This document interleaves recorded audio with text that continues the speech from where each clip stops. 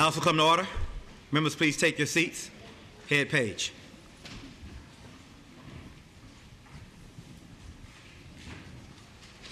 The House is now in session. All persons not entitled to privileges of the floor, please retire to the gallery. The members will rise and be led by prayer by Rabbi Rachel Salston, Temple Bethel, Richmond, and remain standing for the Pledge of Allegiance to the flag of the United States of America, which will be led by the delegate from Alexandria, Delegate Herring. Good afternoon. Thank you to all the members of the House of Delegates and all those assembled here this afternoon for this great honor. Thank you for continued support of the Jewish community and standing against anti-Semitism and bigotry of all kinds in our great Commonwealth. May the one known by so many names, including in my tradition, Melech Ohev Tzedakah U'Mishpat, sovereign lover of justice and righteousness, pour out blessing upon the Commonwealth of Virginia, upon its residents, its delegates, and officials, faithfully devoting themselves to the needs of the public. Today is the Jewish holiday of Purim, in which we read the story of how Queen Esther and her adopted father Mordecai saved the Jewish people from annihilation in the ancient kingdom of Persia. The decree to murder the Jews came about through the legal proceedings of government at that time, through the signature of a wickedly apathetic ruler. In this story, we learn of the horrors that may arise when those with greatest power appease their friends and their own egos, ignoring their obligation to preserve the safety and dignity of all those whom they govern. Although the massacre originally decreed is avoided, which is what is celebrated by Jews to this day, the story still ends with chaos and state-sanctioned bloodshed. This is not a story we are to emulate. It is read as a cautionary tale. Instead, may we learn compassion and love rather than indifference or malicious vengeance. And may we extend equitable justice and services to all who dwell in our Commonwealth, our nation, and our world. May we come together across our differences and egos to serve the Commonwealth of Virginia and all of its inhabitants. In this time of escalating terrible war, I pray may the one who makes peace in the heavens bring peace to us, our nation, the Middle East, and to the entire world. And let us say, Amen. Pledge allegiance to the flag of the United States of America and to the republic for which it stands, one nation, under God, indivisible, with liberty and justice for all.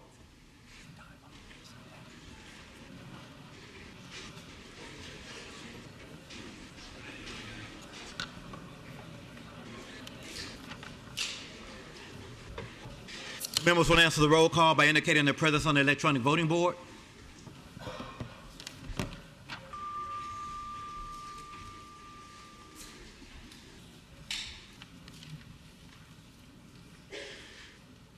Clerk will close the roll.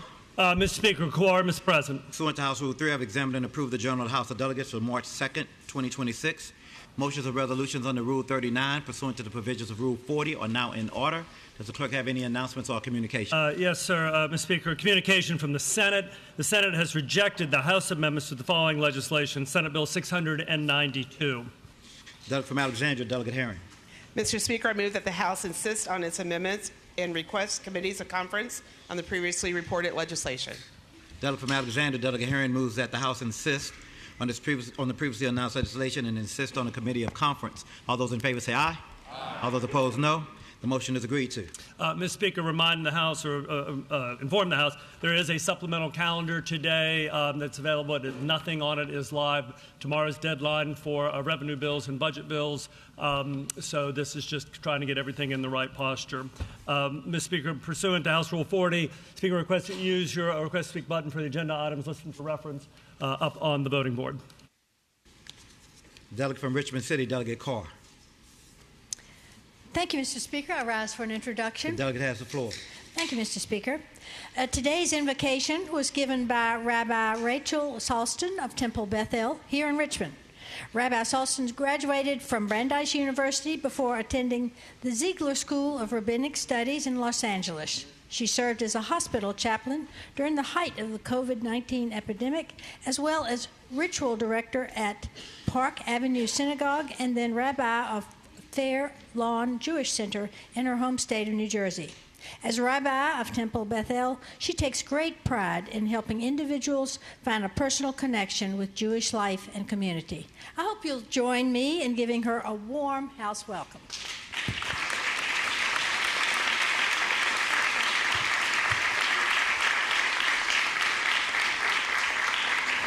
Welcome to the Capitol today. Delegate from Lunenburg, Delegate Wright.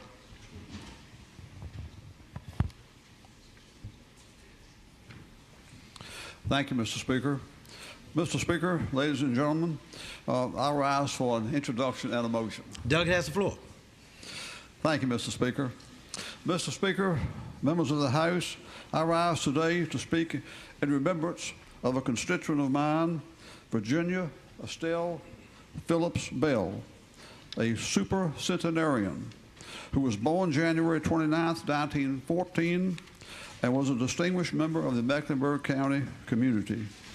We passed a memorial resolution, HJR 101, on February the 2nd, 2026, honoring her life. The Bell family and friends have joined us today in the gallery, and I ask that they now rise. And let's give them a warm house welcome, please.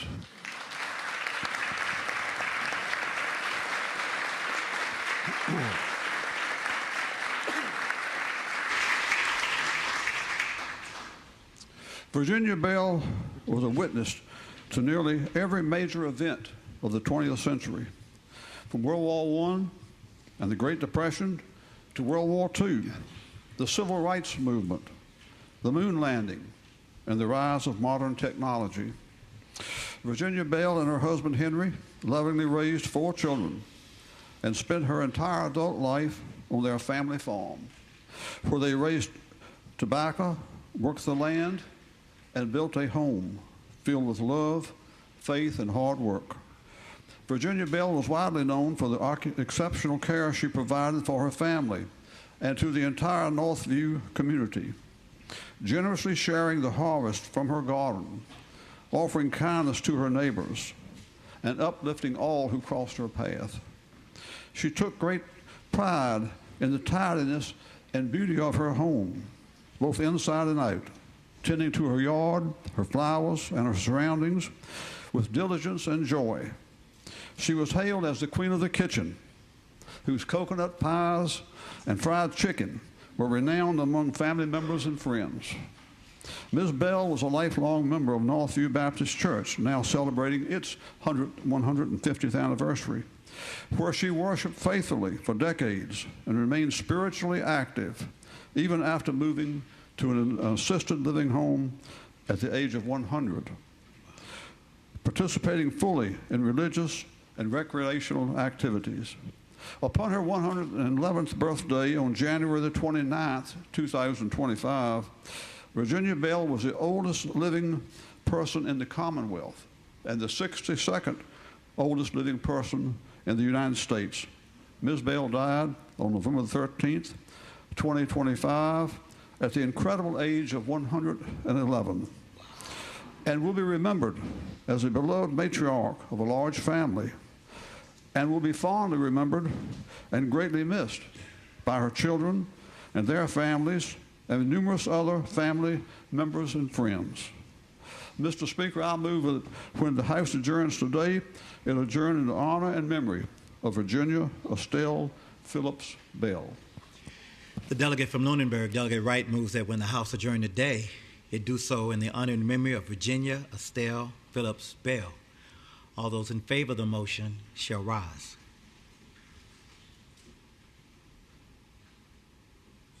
The motion is agreed to.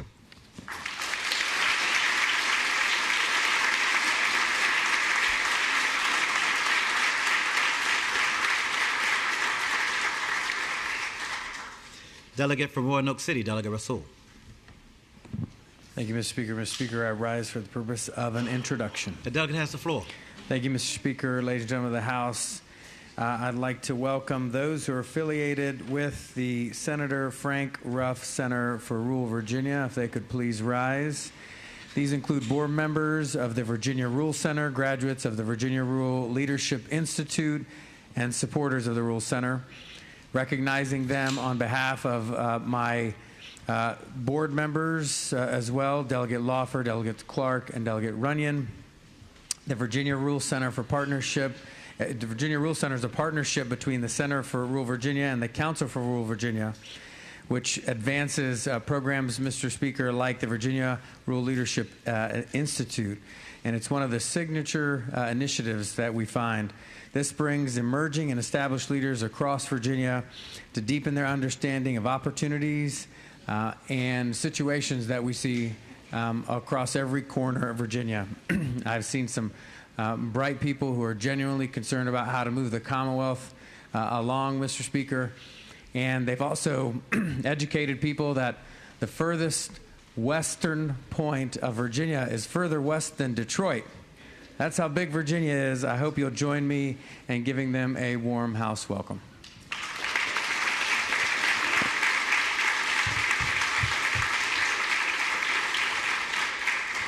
Welcome to the Capitol today. The delegate from Campbell County, Delegate Zare. Thank you, Mr. Speaker. Rising for a motion and an introduction. Delegate has the floor.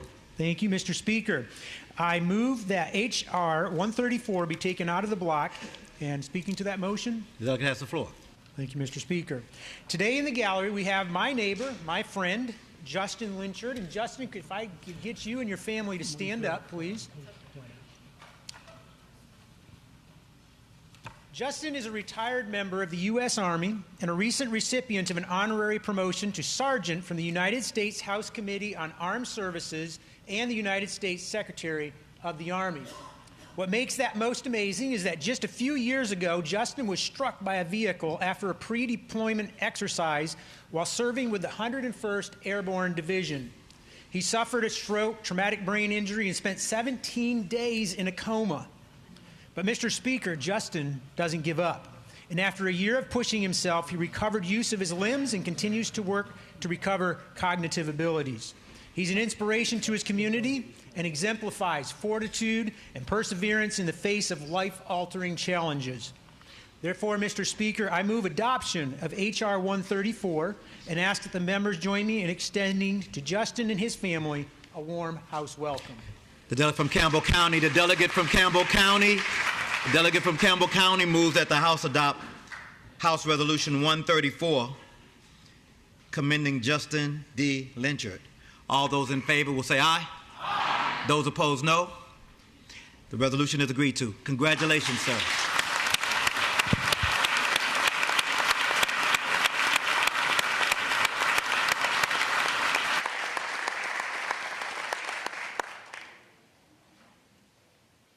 Delegate from Newport News, Delegate Price.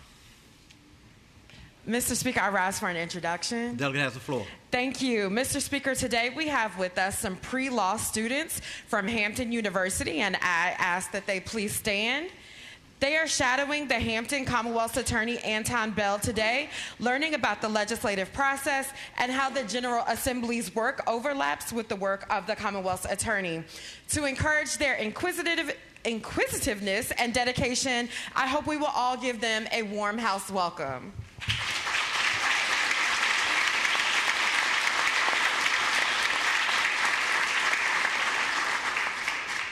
Welcome to the Capitol today. A delegate from Fairfax, Delegate Delaney. Thank you, Mr. Speaker. I rise for an introduction. The delegate has the floor. Thank you, Mr. Speaker. Today I rise to recognize the American-Turkish Friendship Association, known as ATFA, who are present in the Capitol, and I ask them to please rise in the gallery. ATFA is a 501c3 nonprofit organization serving communities across Northern Virginia and throughout the Commonwealth through interfaith dialogue, community service initiatives, youth leadership development, and cultural exchange programs. I do want to invite this evening, ATFA is hosting its annual State House Iftar Dinner at 5:30 p.m. at St. Paul's Episcopal Church in Richmond. We hope that you can all join, and I also hope that you please join me in welcoming ATFA to the gallery today and giving them a warm house welcome.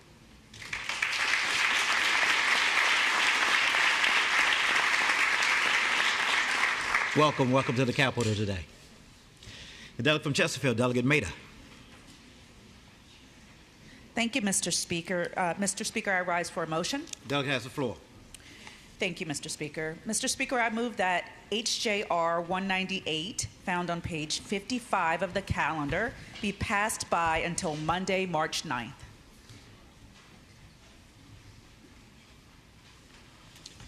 Delegate from Chesterfield, Delegate Mader moves that HJR 198 be passed by until March 9th. All those in favor say aye. Aye. All those opposed, no. The bill is passed by until March 9th. Delegate from James City County, Delegate Anderson. Thank you, Mr. Speaker. Mr. Speaker, I rise for a motion. Delegate has the floor. Thank you, Mr. Speaker. I move that the House take up out of order House Resolution 184 on page 20, and I'd like to speak to that motion. Clerk will report a resolution. House Resolution 184 commending Gwendolyn Davis Holly, DDS. Delegate from James City County, Delegate Anderson. Thank you, Mr. Speaker. Dr. Gwendolyn Davis Holly has joined us in the chamber, along with her friends and family in the gallery, and while she may be surprised by this, I ask that she please stand. Today is Dr. Davis Holly's 80th birthday. A distinguished dentist and a champion of public health who has dedicated more than 4 decades to the field of dentistry and the advancement of oral health. Dr. Davis Holly's extraordinary career spans private practice, public health dentistry, nonprofit clinical leadership, and institutional service. She played an instrumental role in launching a dental clinic for Horizon Health Services, which expanded care to underserved communities. Dr. Davis Holly also provided comprehensive dental services to incarcerated individuals, often treating complex restorative cases at the Virginia Department of Corrections from 2010 to 2022. She has received many awards and accolades over the years, including recognition from the Hampton Roads Chamber of Commerce and the NAACP, along with the appointments to the Virginia Voluntary Formulary Board under Governor Chuck Robb and Governor Gerald Bouliles. So today, on her 80th birthday, with her daughter at hand, we celebrate her lifelong commitment to equity in healthcare and her wonderful career improving the oral health of her patients. I move the...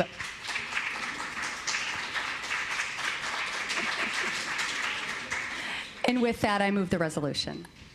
The delegate from James City County, Delegate Anderson, moves that the House adopt House Resolution 184 commending Gwendolyn Davis Holly, DDS. All those in favor of the motion shall say aye. Aye. Those opposed, no. The motion is agreed to. Congratulations.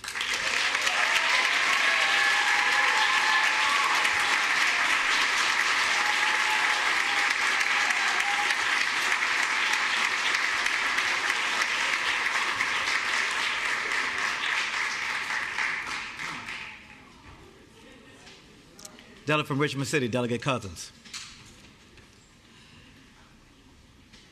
Thank you, Mr. Speaker. I rise for a motion. The delegate has the floor. Thank you. Mr. Speaker, I move that the House take up out of order H.R. 199 on page 55 of today's calendar. Clerk will report a resolution. House Resolution 199 commending the Ely Project. Delegate from Richmond City, Delegate Cousins. Thank you. Mr. Speaker, I move adoption of the resolution, and I request to speak to the motion. Delegate has the floor.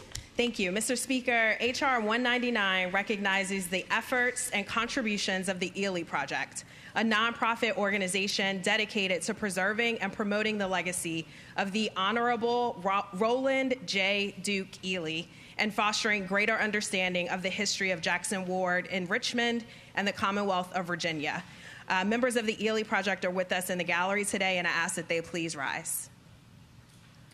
The work of Roland J. Duke Ely, an accomplished civil rights lawyer and former House of Delegates member whose legal and political career spanned over 50 years, impacted countless lives across the state.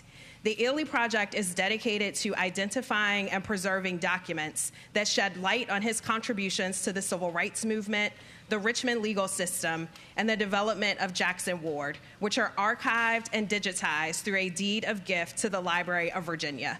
The collection spans 6 decades of legal work from 1940 to 1992. In addition to preservation, the Ely Project collects oral histories from longtime Jackson Ward residents, develops research into family displacement from the interstate highway system, and creates educational resources illuminating these stories. Mr. Speaker, I want to thank the Ely Project for their continued work, and I move adoption of the resolution. Delegate from Richmond City, Delegate. The delegate from Richmond City, Delegate Cousins, moves that we adopt House Resolution 199, commending the Ely Project. All those in favor shall say aye. Aye. Those opposed, no. The motion is agreed to. Congratulations.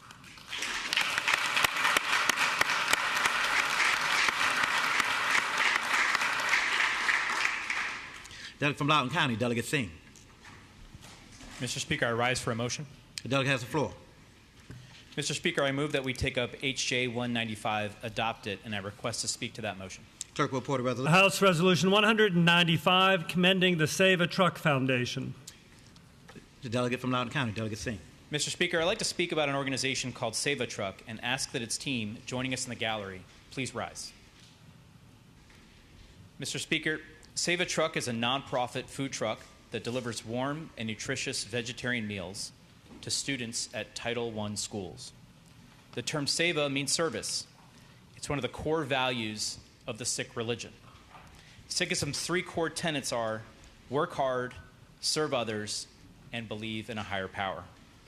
Mr. Speaker, the Save a Truck Foundation epitomizes those Sikh and truly American values. With their mobile food trucks, Save a Truck Foundation offers up to 800 freshly prepared, nutritious meals daily. As a result of their tireless efforts over the past 10 years, the Save a Truck Foundation has served more than 550,000 meals to children and families in need. The schools where they have the largest presence are Braddock Elementary, Annandale Terrace, Sleepy Hollow, Coates, and Bailey's Elementary. Mr. Speaker, on behalf of Delegates Herring, Watts, Sullivan, Simon, Shin, and Siebold, who represent areas where Save a Truck has a robust presence, I move the adoption of HJ 195, commending Save a Truck on its 10 years of service to the community. The delegate from Loudoun County, Delegate Singh, moves House Joint Resolution 195, commending the Save a Truck Foundation. All those in favor shall say aye. Aye. Those opposed, no. The motion is agreed to. Congratulations. Thank you.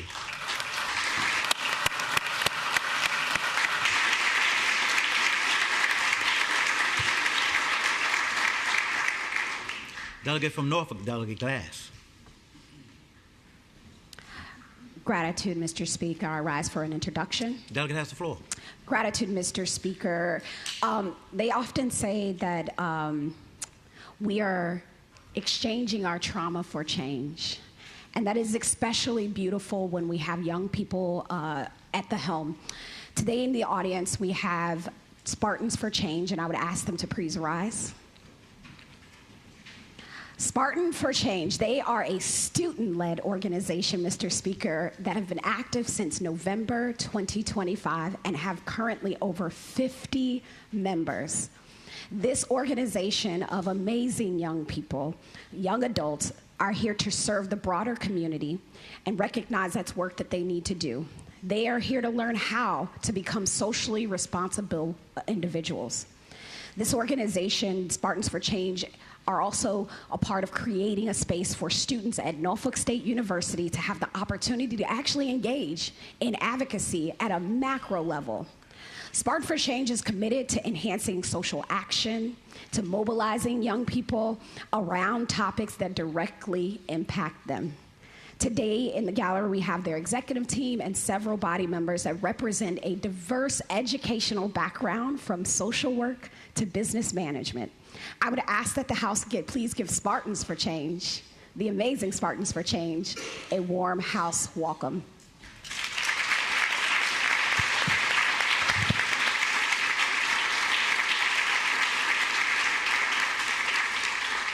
Welcome to the Capitol today. Delegate from James City County, Delegate Anderson. Thank you, Mr. Speaker. Mr. Speaker, I rise for a motion. The delegate has the floor. Thank you, Mr. Speaker. I move that the House take up out of order House Joint Resolution 124 on page 20, and I ask to speak to that motion. Clerk will report a resolution. House Joint Resolution 124, celebrating the life of Edith Marie Kearney Hurd. The delegate from James City County, Delegate Anderson. Thank you, Mr. Speaker. The family of Edith Marie Kearney Hurd has joined us in the gallery today, and I ask that they please stand for recognition. Edith Hurd, affectionately known as Cookie by all who knew her, was a cherished member of the greater Williamsburg community, a true trailblazer. Her professional career took her on many paths, from her employment as one of the first black employees in Colonial Williamsburg's accounting office to her role in the local labor movement.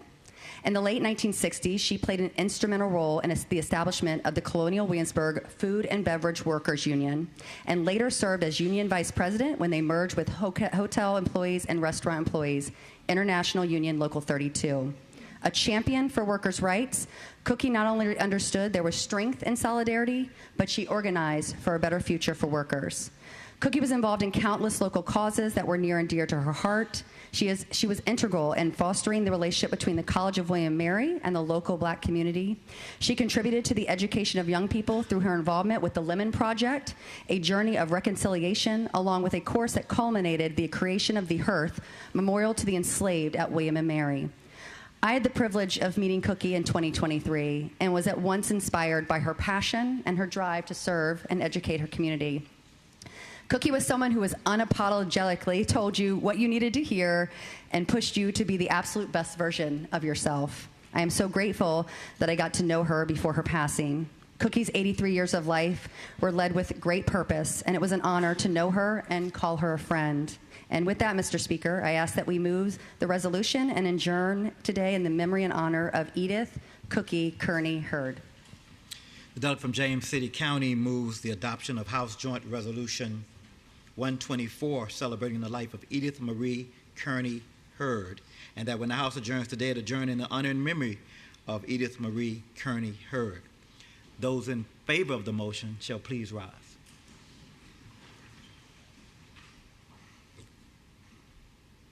The resolution is agreed to.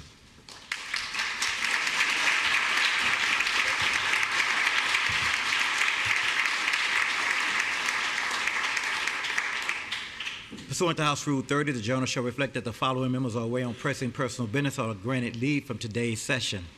Delegate Carlson. Clerk will announce the next order of business. Second portion of the morning hour reserved for the announcement of member request for legislation to be moved from an uncontested calendar to a regular calendar. There are three in that first category. Senate Bill's third uncontested.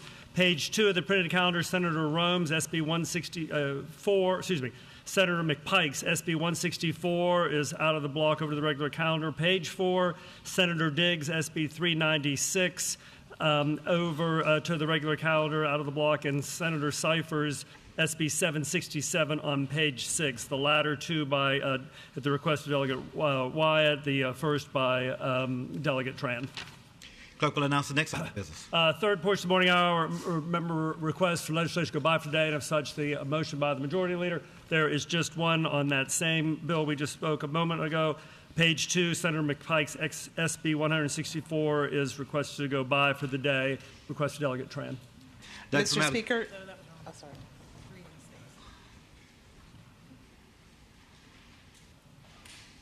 Can I call on? No. Wait. Right, Mr. Speaker, I move the legislation. Wait. So, which I'm saying wait.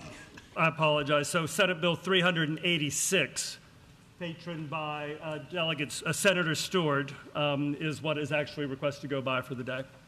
Delegate from Alexandria, Delegate Herring. Mr. Speaker, I move that the legislation, as announced by the clerk, go by for the day. Delegate from Alexandria, Delegate Herring moves that the legislation, as announced by the clerk, go by for the day. As many in favor of the motion will say aye. Those opposed, no. Motion is agreed to. Clerk will announce the next. And the fourth and final portion of the morning hour reserved for member requests for points of personal privilege. Delegate from Colonial Heights, Delegate Cherry. Thank you, Mr. Speaker. I request to return to the first morning hour for the purpose of a motion. Delegate has the floor. Mr. Speaker, I move that HJR 135, found on page 20, be taken up out of order, and I'd like to adopt the resolution and speaking to that motion. Clerk will report a resolution. House Joint Resolution 135, commending Joseph P. Casey, Ph.D. The delegate from Colonial Heights, you have the floor. Thank you, Mr. Speaker. Mr. Speaker, joining us in the gallery today is Chesterfield County Administrator Dr. Joe Casey, and I'd ask him and the people with him to please rise in support. He's joined by his wife, Suzanne, and several members of the Chesterfield County Board of Supervisors. Dr. Casey is retiring soon, though we're not really happy about that. But apparently, he's been around long enough that we have to let him do that. He did not begin his career in Chesterfield. He actually began, as my colleague noted here behind me, over in Hanover. And then he did some time in Henrico, neither of which were really up to his standards. So he came and landed in Chesterfield. For the last 10 years, he has been our county administrator. He has served very, very well in that capacity, and I believe many would count it as an outstanding job that he's done in representing us. I'd encourage you all to read the resolution. We try not to do those on the floor, but just to see how many things he's accomplished throughout his career as a government servant in our community, and we're so grateful for that.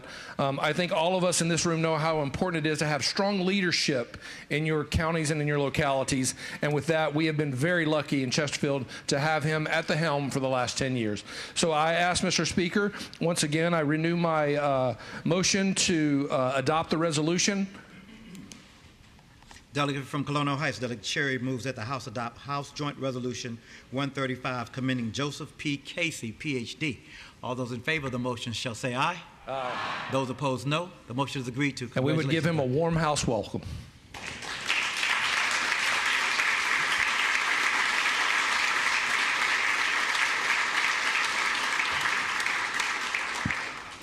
Delegate from Virginia Beach, Delegate Converse Fowler.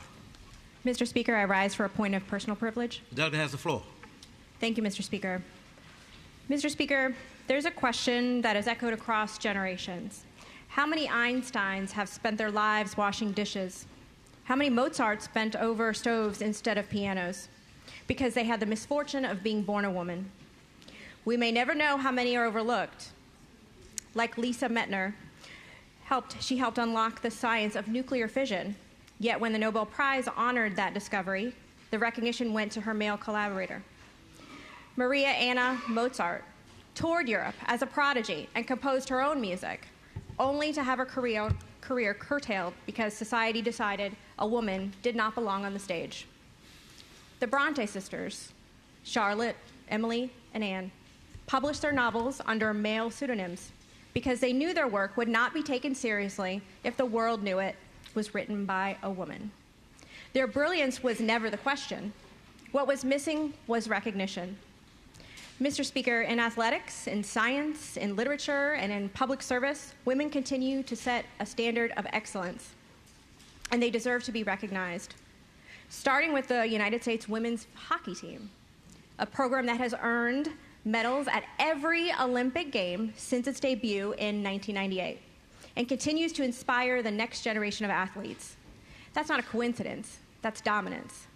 And in the most recent history, in the most recent victory, history expanded once again as Layla Edwards became the first black woman to win Olympic gold for the United States women's hockey team, widening the circle of who sees themselves on that podium. And yet, they were part of a larger narrative that distracted from their victory. Women's achievements should be celebrated without distraction and without negative comparison. Mr. Speaker, here in Virginia, I am proud to raise 3 daughters in a commonwealth where women do not wait for validation to lead, we do not wait for permission to win, and we certainly do not shrink when recognition is withheld. Happy Women's History Month to the women of this chamber and to the women across the Commonwealth and who make Virginia stronger every single day. Thank you, Mr. Speaker.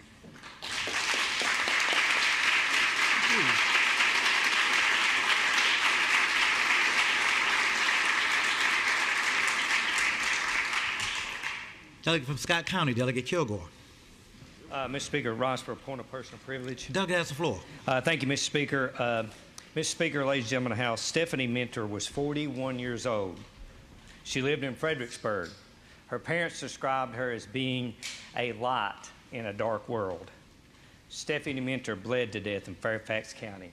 Not a war zone, not in some lawless country, but here in the Commonwealth of Virginia. She was stabbed by a man who had been arrested 30 times.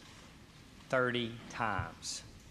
Rape charges, assault, malicious wounding, multiple stabbings, police encounters dating back years. He was in this country illegally. He had an ICE detainer. He had a final order of removal. And he was still here. One of his prior victims described being stabbed outside of 7-Eleven. The knife broke in the attack. The gentleman survived. The attacker pled guilty and received 2 years with most of his sentence suspended. That victim said something haunting. He said, I figured when he got out, they would do something with him. That's what normal people think, Mr. Speaker, that when someone stabs people repeatedly, the system eventually protects the public. Instead, Stephanie Mentor is dead. And even now, we're told cooperation with federal authorities requires more paperwork, more delays, more excuses. Now, folks, we're not talking about raids. We're not talking about profiling. We're not talking about even holding someone past their lawful sentencing. We're talking about a phone call so that federal officers can go and take custody of a violent felon at a jail door, not on our streets. Even now, our governor says ICE must get a judicial warrant before this killer will be turned over to ICE. 30 arrests, multiple stabbings, a removal order, an ICE detainer. And somehow the governor will not cooperate.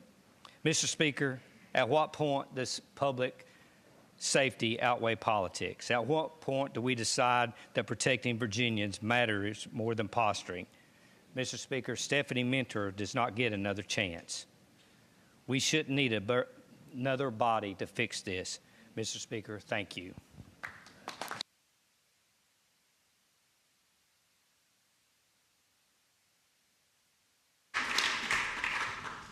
The delegate from Stafford, Delegate Carroll. Mr. Speaker, I rise for a point of personal privilege. The delegate has the floor. Thank you, Mr. Speaker. Mr. Speaker, March is Women's History Month. And what other way to celebrate women than to acknowledge those that have shaped our Commonwealth and impacted this country? Most often without recognition, while overcoming extraordinary obstacles, roadblocks, speed bumps, hurdles, and some that were created simply because of our gender. Mr. Speaker, I stand today to discuss a woman, a trailblazer in the fight about money, and the belief that all people should have access to it. In 1903, Maggie Lena Walker became the first African-American woman to charter a bank and the first African woman to serve as a bank president. She saw her community needed capital and decided to build something to support that need. She founded St. Luke Penny Savings Bank right here in Richmond. She refused to accept the limits society placed on her. During the Great Depression, nearly 40% of all banks and financial institutions failed, wiping out billions in savings for Americans. But you know what, Mr. Speaker? That St. Luke Penny Savings Bank survived the Great Depression. It is known as one of the longest-standing black-owned financial institutions in history. Through mergers and acquisitions, St. Luke's was consolidated with another well-known bank that still thrives today. Maggie Lena Walker did not wait for permission. She built institutions, opportunities, and power. And because she did then, today, I can. Mr. Speaker, women today are leading banks, leading businesses in public service, and in finance right here in this very chamber. Mr. Speaker, I am reminded that because of her trailblazing efforts, today there are nearly 20 banks that are designated as women-owned by the Office of Comptroller of Currency. Most of these banks are in the Midwest and Southwest Central states. But we will never forget where the real example and foundation was laid. That's right here in Richmond. Mr. Speaker, Women's History Month is more than just remembering names. It's about recognizing power. Power that built women who refused to be shut out. Her story reminds us that when women are given a chance, a seat at the table, or in some cases, we create the table ourselves, entire communities are strengthened. Mr. Speaker, her bank offered loans to families and forged pathways to home ownership for so many. Loans that we now may use to purchase cars and other items that were critical for advancement at that time. Simple luxuries and accesses that most of us often take for granted today. She made it a priority to hire women, creating jobs and building economic independence during a time when few others would. Mr. Speaker, Maggie Lena Walker is a trailblazer worth honoring today. Thank you, Mr. Speaker.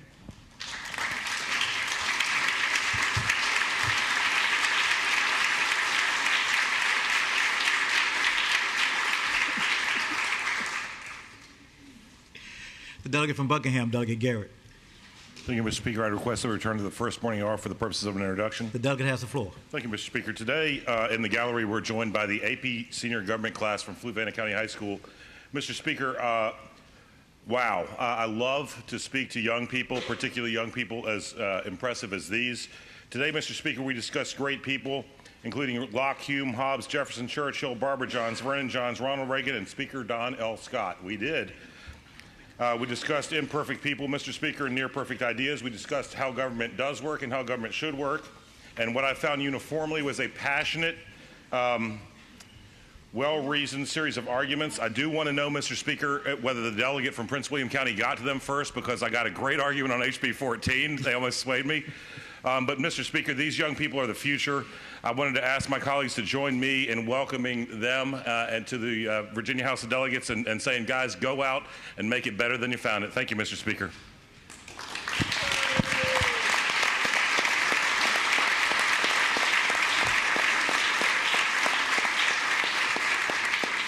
Welcome to the Capitol today. The delegate from Alexandria, Delegate Herring.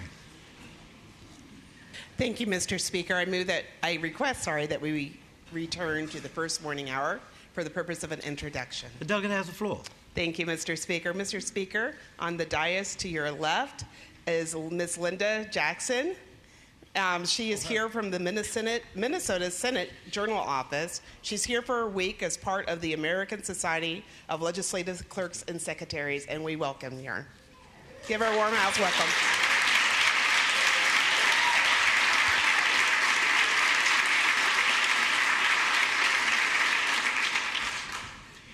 Delegate from Fairfax, Delegate Helmer.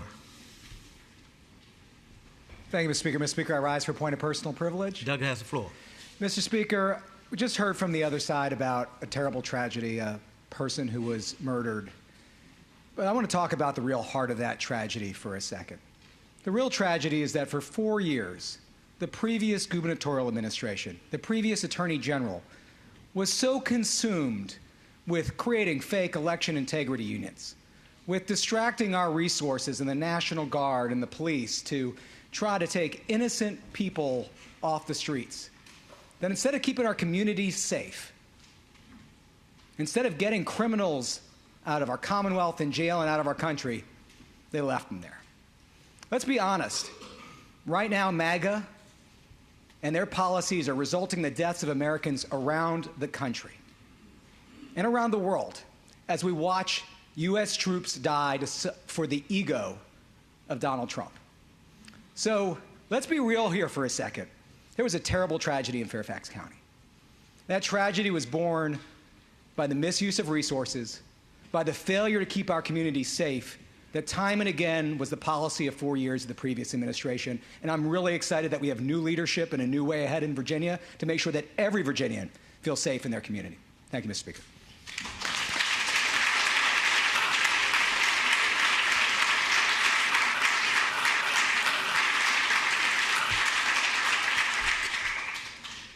Delegate from Patrick County, Delegate Williams. Yes, Mr. Speaker. Rise for a point of personal privilege. The delegate has the floor.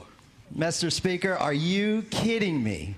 Are you kidding me? From 2019 and 2020, this body, the majority, the last trifecta, passed every single terrible criminal justice reform bill that you could possibly pass that eliminated every single thing that we could possibly do to pull somebody over and try to see maybe they've got drugs running up down 95 or they got human trafficking in the back of their truck bed. You've got no cash bond. You ended that. That means anybody comes and goes whenever they like. I cannot count the number of illegal immigrants and violent felons that have gotten out over the last 4 to 6 years under the Soros-backed Commonwealth's attorneys within Virginia who continue to cause havoc and chaos in your own communities, guys.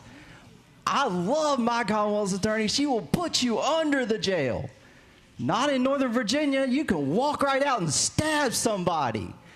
Maybe you guys could take a look at knife legislation later. This is ridiculous, getting up here and lecturing us again about things that you all created. And then, last but not least, create the crisis, and then offer the solution. That is what we see.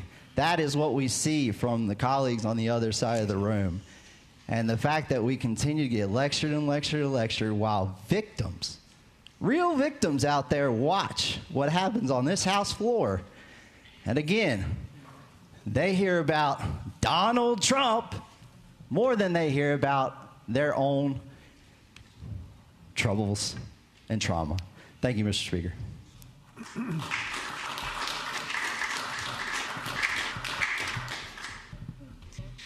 The clerk will call a calendar. The calendar for the Virginia House of Delegates this Tuesday, March 3rd, 2026. Approximately 50 bills to be dispensed with, beginning with the first category, Senate bills on third reading or final passage in the uncontested calendar block, page 1, first up. Senate Bill 41, which seeks to amend and reenact Section Code of Virginia relating to the Virginia voluntary contributions during electronic Department of Motor Vehicle transactions. The Legislation Report Committee on Transportation. Delegate from Fairfax, Delegate Delaney. Thank you, Mr. Speaker. Senate Bill 41 requires the DMV to provide a method by which an individual conducting an electronic transaction may make a voluntary contribution to the Virginia Highway Safety Improvement Fund. I hope it is the will of the body to pass this legislation. Turning to page 2, continuing with the uncontested calendar block, Senate Bill 95 now before you, seeks to amend and reenact Section Code of Virginia relating to rest area signage, human trafficking information. This legislation also is Report Committee on Transportation. The delegate from Fairfax, Delegate Delaney. Thank you, Mr. Speaker. Senate Bill 95 requires information about human trafficking and how to self-identify the signs of human trafficking to be posted at all rest areas along any interstate highway. I hope it is the will of the body to pass this legislation. Senate Bill 164 in the printed calendar is bye for the day. Senate Bill 165 is next up in the uncontested calendar block. It seeks to amend the Code of Virginia relating to contracts, retainage bonds permitted in construction contracts. Legislation Report Committee on General Laws. Delegate from Fairfax, Delegate Kriesig. Thank you, Mr. Speaker. Senate Bill 165 relates to construction contracts and payment security practices. It authorizes the use of retainage bonds as an alternative to withholding retainage payments in construction projects. What it does is it modernizes construction contracting in Virginia by allowing bonding options that protect project owners while ensuring contractors are paid for work already completed. Mr. Speaker, I move that the bill passes. Senate Bill 166 is now before you. It seeks to amend and reenact 2 sections of the Code of Virginia relating to insurance, contingent deferred annuities. Legislation Report Committee on Labor and Commerce. The delegate from Hampton, Delegate Ward. Thank you, Mr. Speaker. Mr. Speaker, this bill permits the State Corporation Commission to adopt reasonable standards for contingent deferred annuities, and the bill subjects contingent deferred annuities to certain requirements applicable under current law to other types of insurance. Mr. Speaker, I move passage of the bill. Next up in the block, Senate Bill 278 would direct the Secretary of Health and Human Resources to convene a stakeholder work group to conduct a comprehensive evaluation of the impacts of the federal 340B drug pricing program within the Commonwealth Report. Legislation Report Committee on Health and Human Services with amendments. Delegate from Henrico, Delegate Willett. Thank you, Mr. Speaker. I move the House adopt the committee amendments. Shall the committee amendments be agreed to? All those in favor say aye. All those opposed, no. The committee amendments are agreed to. The delegate from Henrico, Delegate Willett.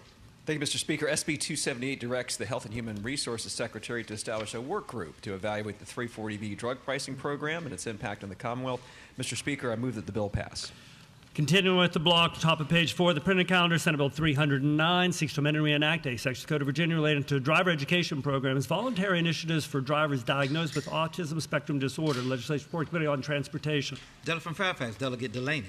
Thank you, Mr. Speaker. Senate Bill 309 requires driver education programs to include information about voluntary initiatives for drivers with autism spectrum disorder. This bill also directs the Board of Education to prepare, publish, and distribute instructional materials about these voluntary initiatives, and I hope it is the will of the body to pass the legislation. Next up in the uncontested block is Senate Bill 321, which seeks to amend and reenact sections of the Code of Virginia relating to abandonment of highway, section of the secondary state highway system, local authority. Legislation and Report Committee on Transportation. Delegate from Fairfax, Delegate Delaney. Thank you, Mr. Speaker. Senate Bill 321 allows localities to abandon a section of the secondary state highway system that no longer needs public highway designation. I hope it is the will of the body to pass this legislation. Senate Bill 396 on page 4 is over to the regular calendar. Therefore, continuing with the uncontested third reading reading calendar block, Senate Bill 399 seeks to amend and reenact sections of the Code of Virginia relating to driver training school and driver training instructors, standards, discipline report. Legislation, again, reported to Committee on Transportation.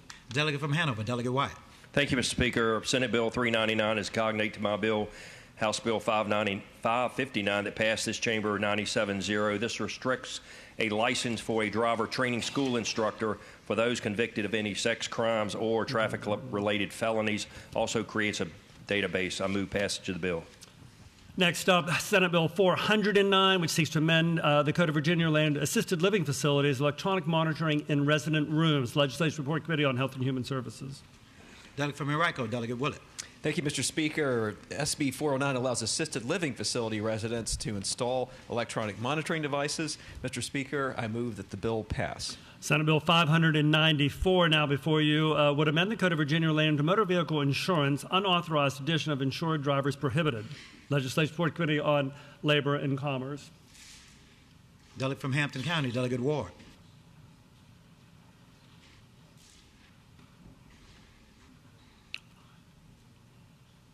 Could this bill go by temporarily? Without objection, SB 594 goes by temporarily. Over on page 6, we come next in this uncontested block to Senate Bill 633, which would direct the Department of Health to publish resources regarding emergency medical services and medical support for events. Legislation Report Committee on Health and Human Services. Delegate from Henrico, Delegate Willett. Thank you, Mr. Speaker. SB 633 indeed directs the Department of Health to publish a document on its website for event planners and venues to its providers about the notice that EMS personnel may be available for large-scale events. Mr. Speaker, I move that the bill pass. Senate Bill 767 is out of the block. Therefore, the next bill in the block, on page 6, Senate Bill 777, which seeks to amend the Code of Virginia relating to regional electric transmission entities, voting members' annual report. Legislation Report Committee on Labor and Commerce, with an amendment in nature of a substitute. Delegate from Hampton, Delegate Ward.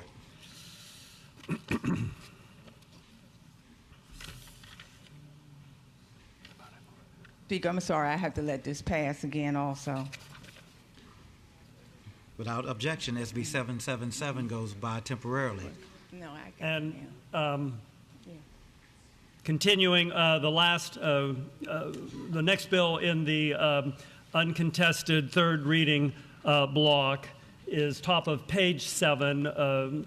Legislation is Senate Bill 790, which seeks to amend the Code of Virginia relating to health insurance, mandated benefits, treatment of menopause and perimenopause. Again, this legislation reported Committee on Labor and Commerce with an amendment in nature of a substitute. Delegate from Hampton, Delegate Ward. Thank you, Mr. Speaker. Mr. Speaker, first of all, I need to move the substitute. Shall the committee substitute be agreed to? All those in favor say aye. All those opposed, no. The committee substitute is agreed to. The delegate from Hampton, Delegate Ward. Thank you, Mr. Speaker. First of all, the substitute just makes a technical correction and it adds a reenactment clause. But what the bill does, it requires insurance to provide coverage for medically necessary treatment and care for menopause and perimenopause. Mr. Speaker, I move passage of the bill. But turning to one of the other bills that had been taken by temporarily over on page 5. Page 5, we return back to Senate Bill 594, SB 594, which seeks to amend the Code of Virginia relating to motor vehicle insurance, unauthorized addition of insured drivers prohibited. Legislative Report Committee on Labor and Commerce. Delegate from Hampton, Delegate Ward. Mrs. does is to ensure that those people would not be rejected any type of motor vehicle insurance simply because of their credit rating. I move the substitute first, Mr. Speaker. Passage. And passage of the bill. Shall the substitute be agreed to? All those in favor say aye. All those opposed, no. Committee substitute is agreed to. And, Mr. Speaker, last bill in the Senate Bill's third reading uncontested calendar block is the bottom of page 6. Bottom of page 6 is Senate Bill 777, which had been taken by temporarily. Senate Bill 777 seeks to amend the Code of Virginia relating to regional electric transmission entities, voting members' annual report. This legislation was reported to Committee on Labor and Commerce, and this does have a amendment nature substitute. The delegate from Alexander, Delegate Herring. Mr. Speaker, I move that this bill go by for the day. Delegate from Alexander, Delegate Herring moves that Senate Bill 777 goes by for the day. All those in favor say aye. All those opposed, no. The bill is barred for today. Mr. Speaker, the block of uncontested third reading final passage bills are now before you. Shall the bills pass?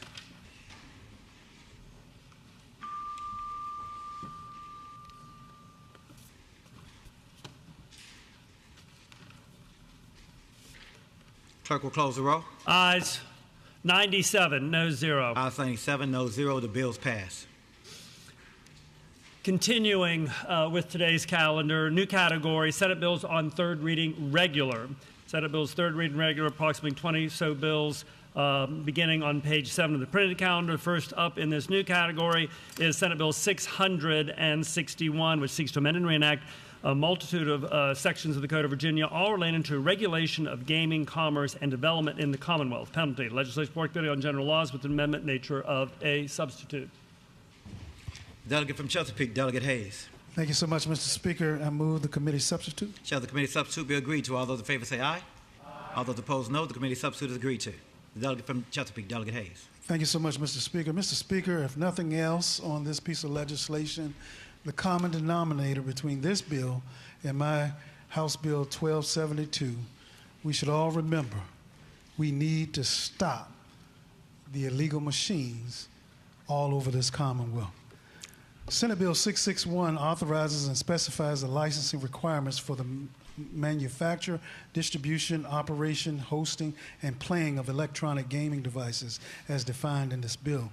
The bill imposes a 30% tax on all gross profits from the play of such electronic gaming devices and provides for the use of such tax proceeds. The bill also imposes criminal and civil penalties for violations under the law and regulations related to electronic gaming devices. The bill includes a delayed enactment clause as well. Mr. Speaker, the bill also moves from this regulation being under the Lottery Board to over to the ABC. Mr. Speaker, at this time, I'd like to move that the bill pass, but after comments from my colleague from Fairfax County, Delegate Krizak. Delegate from Fairfax, Delegate Krizak. Thank you, Mr. Speaker. Speaking to the bill. Delegate has the floor. Thank you, Mr. Speaker. We all know that I'm not a fan of skill games. That might be an understatement. But as you heard from the delegate, this bill here, as it is before us today, is replete with strong guardrails, which we put on in general laws. It requires, as the delegate mentioned, the first and foremost thing it requires, and we've never done this before, is the eradication of all of the illegal games that are out there today, which is, we've heard, somewhere in the north of 90,000. That's like 40 casinos worth of slot machines. So my primary goal here, I think our primary goal here is to eradicate that, to get rid of that black market and add appropriate public safety regulations. And you heard a couple of them from the delegate, but I want to add a few more. I'm not going to go through all of the belts and suspenders that we've added, but I'm going to give you a couple more. I think it's really important. One is that this is just 15,000 machines. 15,000 machines as opposed to 90,000. 15,000 regulated machines, 15,000 machines that will pay taxes, 15,000 machines that will actually be for kids, or for adults, not for kids. So, exactly. They'll only be for adults. Right now, anybody can play those games. You can be, and they've even self-regulated, said 18 and up, where most of all our gaming is at 21, and we've been moving everything up to 21 over the last few years. This will be for 21 and up. It will also be the payout. Right now, you don't even know what kind of a payout you're getting if you do play one of those games. You may not get anything, but it'll be regulated like a casino payout. I think in the bill we say 86% payout.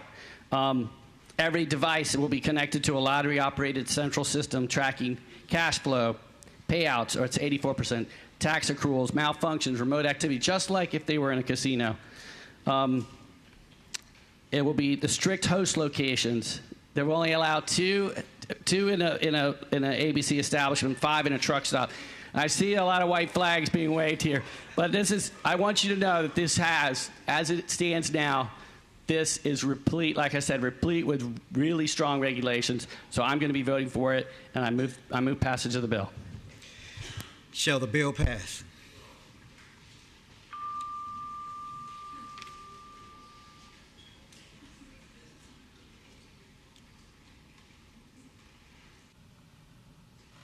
Clerk will close the roll. Ayes 57, noes 39, abstentions 1. Ayes 57, noes 39, abstentions 1. The bill passes. Senate Bill 386 is by for the day. Therefore, over on page 8, we come next in this third reading regular. Senate Bill 72, now before you, would reduce heating-related costs of living for low-income residents by requiring certain electric utilities to provide energy efficiency upgrades. Report, legislation recorded from the Committee on Labor and Commerce. Delegate from Hampton, Delegate Ward. Thank you, Mr. Speaker. Mr. Speaker, all this bill does is it reduce heating-related costs for living and low-income residents by requiring certain electric utilities to provide energy efficiency upgrades. Mr. Speaker, I move passage of the bill. Shall the bill pass?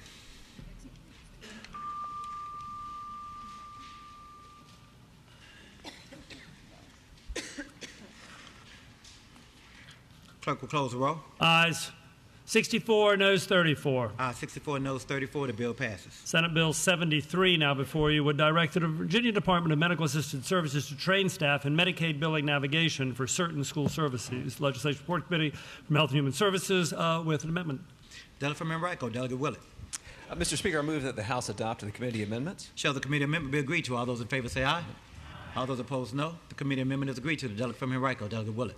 Thank you, Mr. Speaker. SB 73 is amended directs DMAS to train local school staff in how to navigate Medicaid laws and policies so schools may be better equipped to get Medicaid funding opportunities and other student health services in Virginia. And Mr. Speaker, I move that the bill pass. Shall the bill pass?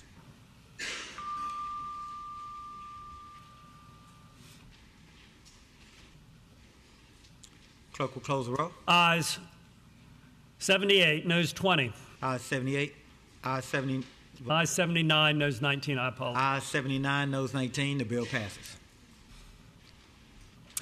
Continuing over on page 9, we come to Senate Bill 100, which seeks to amend the Code of Virginia relating to protection of employees, volunteer emergency responders, civil action. Legislation Report Committee on Labor and Commerce with an amendment. Delegate from Hampton, Delegate Ward. Thank you, Mr. Speaker. Mr. Speaker, first I move the amendment. Shall the committee amendment be agreed to? All those in favor say aye. All those opposed, no. The committee amendment is agreed to. Delegate from Hampton, Delegate Ward. Thank you, Mr. Speaker. Mr. Speaker, the amendment just simply rewords the sentences on lines 35 to 36 without changing any of the meaning. And what the bill does, it prohibits any employer from discharging, disciplining, threatening, or anything of anyone who has taken time off because they are volunteering for emergency responding. Mr. Speaker, I move passage of the bill. Shall the bill pass?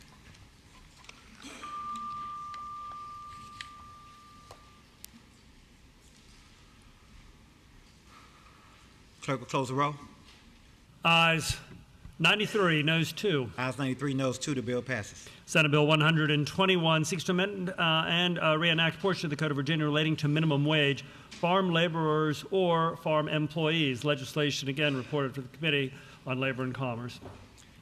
Delegate from Arlington, Delegate McClure. Thank you, Mr. Speaker. Mr. Speaker, SB 121 is the cognate to my HB 20. The Senate version unfortunately retains the H2 exemption, but it takes a critical step in moving us closer to finally including farm workers in the Virginia Minimum Wage Act. All stakeholders are committed to continuing the conversation on the H2 exemption, but Mr. Speaker, I am grateful to the Virginia Farm Bureau and the Virginia Agribusiness Council who now support finally including farm workers in the Virginia Minimum Wage Act. It's past time to extend these basic protections to the hardworking people who help feed our Commonwealth. Mr. Speaker, I move that the bill pass. Shall the bill pass?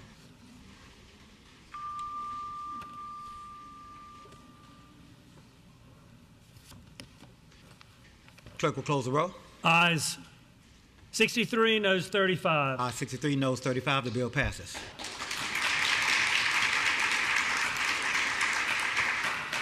Page 10 of the printed calendar, Senate Bill's third reading regular. We come to Senate Bill 175, seeks to amend and reenact two sections of the Code of Virginia relating to electric utilities, renewable energy portfolio standard program requirements, power purchase agreements. Legislation Report Committee on Labor and Commerce with an amendment.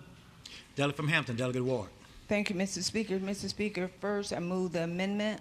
Shall the committee amendment be agreed to? All those in favor say aye.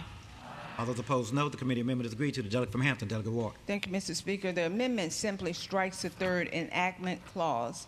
And what the bill does, it amends certain renewable energy portfolio standard program requirements for Dominion Energy Virginia, and it directs the State Corporation Commission to initiate proceedings to evaluate the future availability of renewable energy. Mr. Speaker, I move passage of the bill. Shall the bill pass?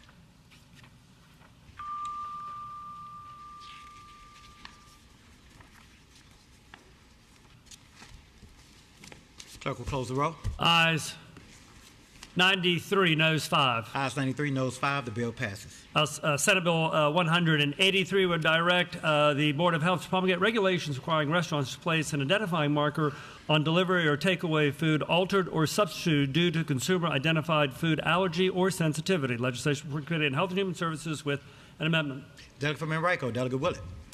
Mr. Speaker, I move the House adopt the committee amendment. Shall the committee amendment be agreed to? All those in favor say aye. All those opposed, no. The committee amendment is agreed to. The delegate from Henrico, Delegate Willett. Thank you, Mr. Speaker. SB 183 directs the Board of Health to update restaurant regulations to require that if a restaurant provides a food substitute due to an allergy, a marker must be placed in the food to indicate the substitution. Mr. Speaker, I move that the bill pass. Shall the bill pass?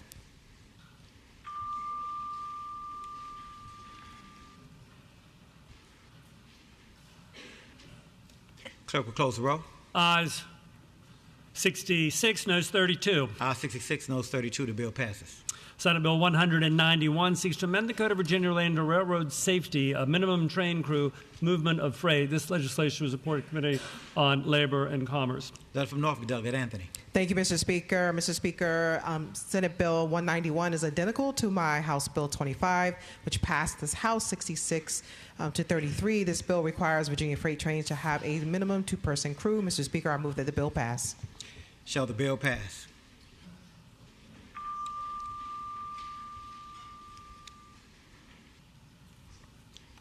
Clerk will close the roll. Ayes 64, noes 34. Ayes 64, noes 34. The bill passes. Senate Bill 199 now before you seeks to amend the Code of Virginia relating to employment, paid sick leave, civil penalties, civil actions. Legislation report Committee on Labor and Commerce with an amendment in nature of a substitute. Delegate from Hampton, Delegate Ward. Mr. Speaker, this bill requires 1 hour paid sick leave for every 30 hours worked for all employees of private employers and state and local governments, with certain exceptions. Mr. Speaker, I move passage of this bill.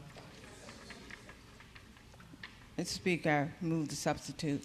Shall the committee substitute be agreed to? All those in favor say aye. Those opposed, no. The committee substitute is agreed on. The delegate from Hampton, Delegate Ward. I move passage of the bill. Shall the bill pass? Mr. Speaker. The delegate from Patrick County, Delegate Williams. Did you hear the delegate from Henry I know he always knows I call He's like, him. it's delegate from Patrick. Mr. Speaker, speaking to the bill. The delegate has the floor.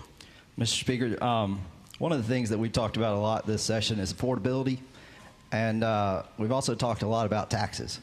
And it's been told to me that we didn't raise any taxes this year. So I was just looking at this bill because there was a new fiscal impact statement that came out yesterday. And one of the things I saw in it was that there was no fiscal impact determination with regard to what it would cost the Commonwealth itself to pay for its full-time employees if they were to utilize the full allotted 100% rate. And they admit that at this time we're only using 33% of that rate. But then it goes further to say that upon private businesses, it would be an indeterminable physical impact. And I noticed that the Senate's version did not have any small business exemption, unlike the House version. So I was thinking, Mr. Speaker, if this isn't a tax, what should we call it? Because I've heard interesting things on the floor this year, like self-funded and things like that. So I thought about this one, and I think this one is an employer-funded. That's what we would call this one. This is an employer-funded tax. Basically, if you miss a day of work, your employer still pays you a check for it. So it's an employer tax. all that money that they get comes from consumers. So they're going to have to increase their rates to get the money to pay the employee. Now, apply that to Virginia employers. Virginia's the employer. They've got Virginia employees. Where are they going to get the cash? Taxpayers. Thank you, Mr. Speaker.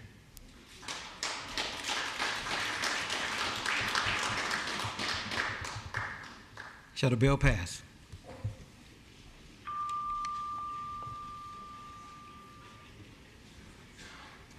Clerk will close the roll.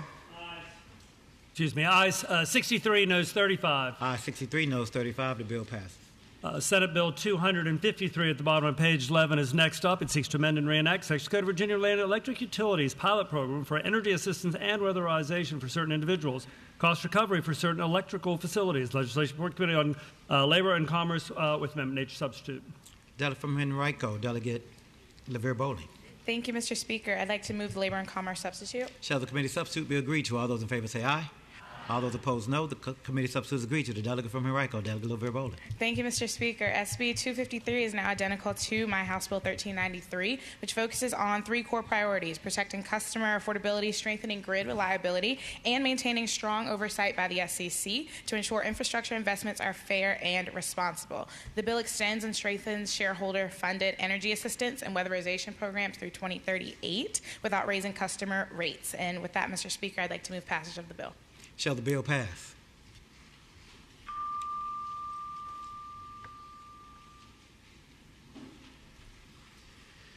Clerk will close the roll.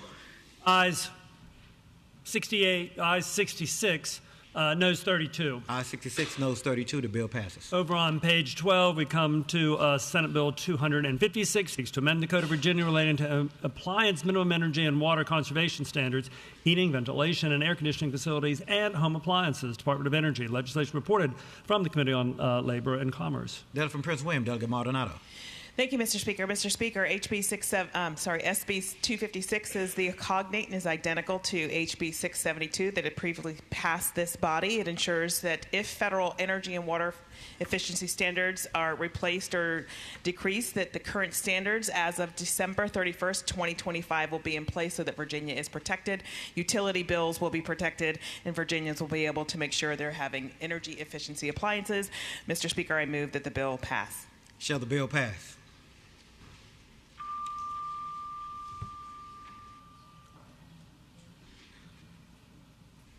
Clerk will close the roll. Ayes 62, noes 35. Ayes 62, noes 35. The bill passes. Senate Bill 310 now before you seeks to amend the Code of Virginia, amend and reenact portion of the Code of Virginia, relating to the State Corporation Commission, time frame for completion of certain proceedings. Legislation Report Committee on Labor and Commerce. Delegate from Fairfax, Delegate Cohen. Thank you, Mr. Speaker. SB 310 is identical to my House Bill 466, which passed this chamber with bipartisan support. It will require that within 180 days, the State Corporation Commission must complete application proceedings for certificates, permits, or approvals that are required for the construction, operation by a public utility of a small renewable energy project or certain transmission lines. I hope it's the will of the body to pass this bill. Shall the bill pass?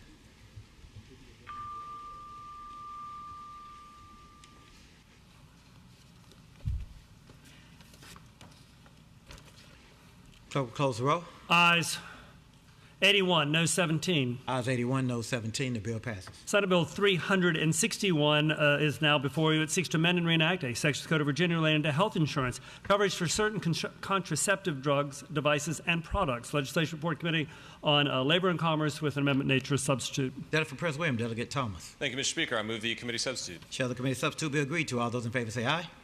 All those opposed, no. The committee substitute is agreed to. The delegate from Prince William, Delegate Thomas. Thank you, Mr. Speaker. Mr. Speaker, SB 361 is now identical to my House Bill 1182, which requires insurers to cover the cost of contraceptive and other therapeutics. I move that the bill pass. Shall the bill pass?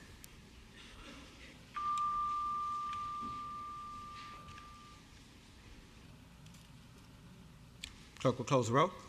Ayes 65, noes 32. Ayes 65, noes 32. The bill passes. Senate Bill 595 seeks to amend and reenact two sections of the Code of Virginia relating to mechanics and storage liens. Abandoned vehicles, vehicle records. Legislation Report Committee on Transportation. Delegate from Fairfax, Delegate Delaney. Thank you, Mr. Speaker. Senate Bill 595 removes the requirement that the DMV reach out to another jurisdiction when searching for owner or lien holder information for a vehicle titled in another jurisdiction in cases of vehicle abandonment or uncertain liens. I hope it is the will of the body to pass the bill. Shall the bill pass?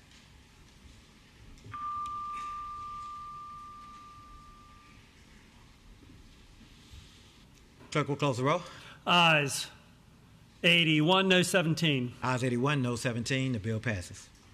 Senate Bill 621 before you now would direct certain electric utilities petition State Corporation Commission for approval of electric grid utilization metrics. Legislation Report Committee on Labor and Commerce. Delegate from Henrico, Delegate LaVere-Bowling.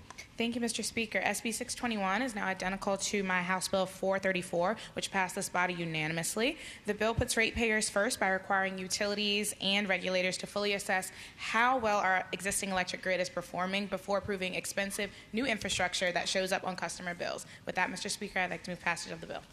Shall the bill pass?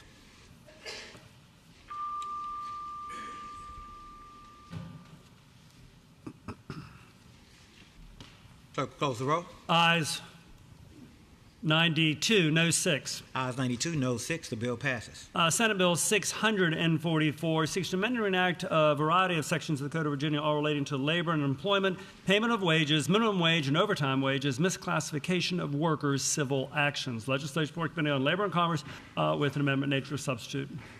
Delegate from Arlington, Delegate Lopez. Thank you, Mr. Speaker. Move the committee substitute. Shall the committee substitute be agreed to? All those in favor say aye. Aye. All those opposed, no. The committee substitute is agreed to. Delegate from Arlington, Delegate Lopez. Thank you, Mr. Speaker. SB 644 is the cognate of my bill, which strengthens our ability to protect Virginia workers against wage theft, misclassification, failure to pay minimum wage and overtime wages. I move we pass the bill. Shall the bill pass?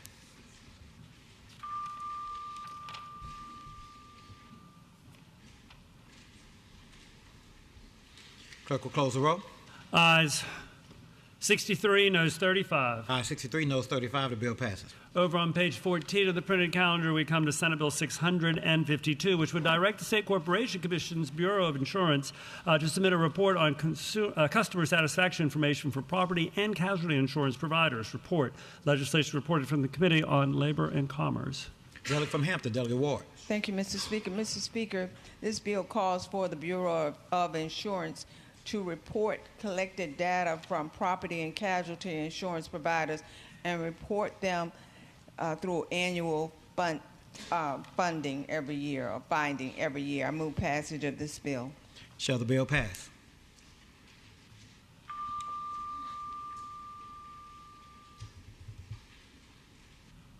Clerk will close the roll. Ayes 87, noes 11. Ayes 87, noes 11. The bill passes. Senate Bill 683 seeks to amend and reenact section of the Code of Virginia relating to appointment of receiver for waterworks, public waterworks. Legislation Report Committee on Health and Human Services. Delegate from Henrico, Delegate Willett. Thank you, Mr. Speaker. SB 683 permits the Commissioner of Health to ask the local circuit court to appoint a receiver for any public or private waterworks. Under current law, receivership is limited to private waterworks only. Mr. Speaker, I move that the bill pass. Shall the bill pass?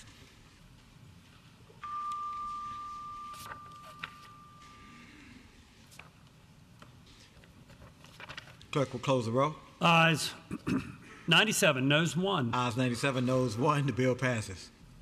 Senate Bill 693 as legislation to amend and reenact section of the Code of Virginia relating to motor vehicle insurance, unfair discrimination based on an individual's consumer credit information or credit-based insurance score. Report. Legislation reported to Committee on Labor and Commerce with amendments. Delegate from Hampton, Delegate Ward. Thank you, Mr. Speaker. Mr. Speaker, first I move the amendments. Shall the committee amendments be agreed to? All those in favor say aye. All those opposed, no. The committee amendments are agreed to. Thank you, Mr. Speaker. Mr. Speaker, first of all, the amendment simply removes the clause and it makes the report due on October 2027 instead of October 2026. And what the bill does, it prohibits any insurer from refusing to insure an individual because of the individual's consumer credit score. And Mr. Speaker, I move passage of the bill. Shall the bill pass?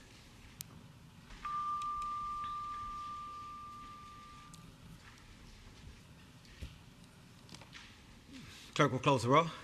Ayes 91, no 7. Ayes 91, no 7. The bill passes. Over on page 15, we come to Senate Bill 699, which seeks to amend and reenact Section Code of Virginia relating to the Virginia Freedom of Information Act, public bodies to post meeting agendas. Legislation Report Committee on General Laws. Delegate from Fairfax, Delegate Creasy. Thank you, Mr. Speaker. Senate Bill 699 updates the Virginia Freedom of Information Act to require public bodies to post meeting agendas online in advance of meetings when a government website exists. Mr. Speaker, I move that the bill passes. Shall the bill pass?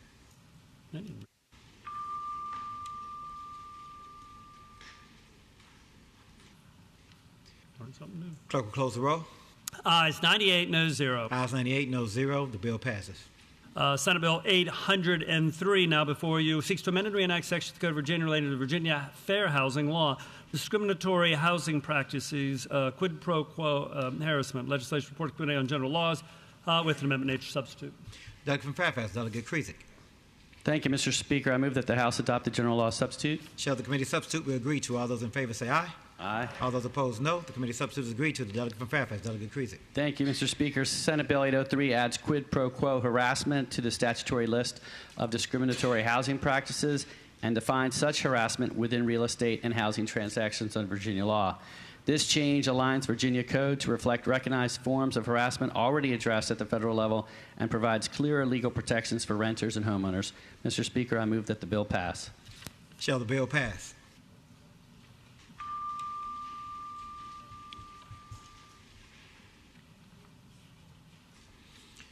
Clerk will close the roll. Ayes 64, noes 34. Ayes 64, noes 34. The bill passes. Over on page 16, we come to Senate Bill 818, which seeks to amend and reenact Section Code of Virginia relating to electric utilities, licensed retail suppliers, renewable portfolio standard requirements. Legislation reported for the Committee on Labor and Commerce. Delegate from Hampton, Delegate Ward. Thank you, Mr. Speaker. Mr. Speaker, this bill simply relates to electric utilities, licensed retail suppliers, and renewable portfolio standard requirements. Mr. Speaker, I move passage of the bill. Shall the bill pass?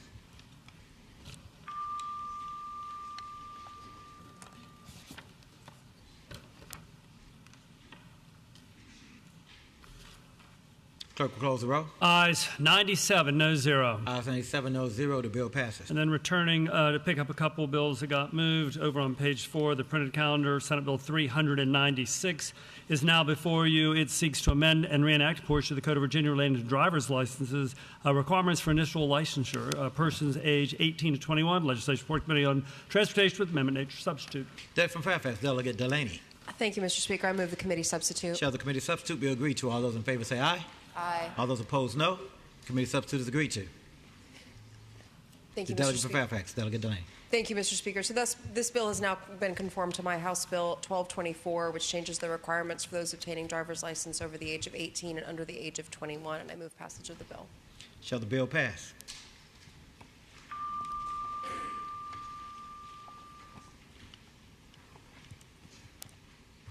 Clerk will close the roll. Excuse me, ayes 91, no 7. Ayes 91, no 7. Bill passes. And over on page 6, we pick up the last bill in this category, Senate Bill 767, now before you, seeks to amend and reenact portions of the Code of Virginia relating to motor vehicles, emissions, glass repair, and replacement penalties. Legislation reported from the Committee on Labor and Commerce with amendment nature substitute. Delegate from Fairfax, Delegate Delaney. Carnegie. Mr. Speaker. You got this little button right there? You might want to use it? Oh, there you go, because I didn't know you. It's been a long time since I saw you. The delegate from Chesapeake. Delegate from Chesapeake, Delegate Carnegie. Thank you, Mr. Speaker. I move the Labor and Commerce Committee substitute and ask that the body vote no. Shall the committee substitute be agreed to? All those in favor say aye. All those opposed, no. Committee substitute is rejected. The delegate from Chesapeake, Delegate Carnegie. Thank you, Mr. Speaker. Senate Bill 767 is the cognate to my House Bill 312. Unfortunately, the Senate language is the stronger version as it more clearly addresses the emissions inspection waiver provisions and allows a vehicle to qualify for a waiver under certain conditions when reinspection cannot be completed, providing the owner submits documentations of attempted repairs. The House Labor and Commerce Committee substitute conformed this bill to the engrossed version of my House Bill 312, but with the substitute being rejected, we preserved the original language of Senate Bill 767. When the House adopts the Senate substitute to my bill later on the calendar, the language in both bills will match and no further action will be needed. Mr. Speaker, I move passage of the bill. Shall the bill pass?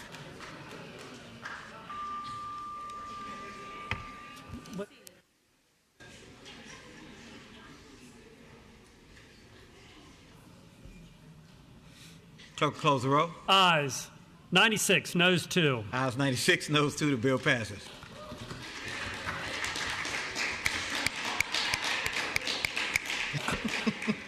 Mr. Speaker, we come to a new category, House bills with Senate amendments. House bills with Senate amendments. Top of page 17, about a dozen or so bills in this new category.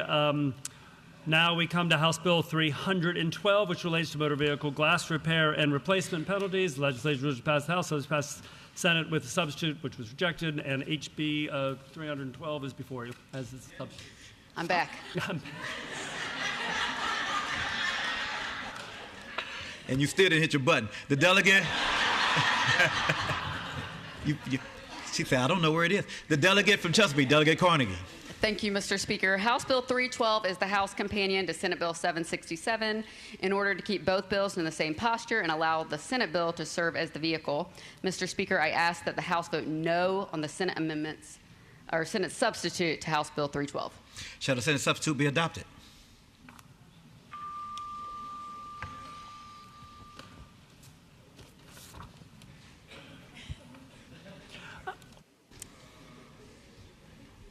Clerk will close the roll. Ayes 1, noes 97. Ayes 1, noes 97. The Senate substitute is rejected.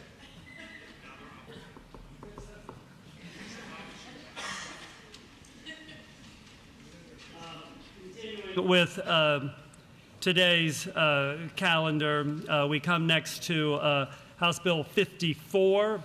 House Bill 54, which relates to the Department of Human Resource Management, State Government Internship Coordinator. Legislation originally passed the House, subsequently passed the Senate with amendments, and those Senate amendments to House Bill 54 are now before you. Delegate from Fairfax, Delegate Sullivan. Thank you, Mr. Speaker. Mr. Speaker, the Senate amendments are technical in nature. They simply renumber some paragraphs and remove a phrase that's unnecessary. So I ask that the House accept the Senate amendments. Shall the Senate amendment be adopted?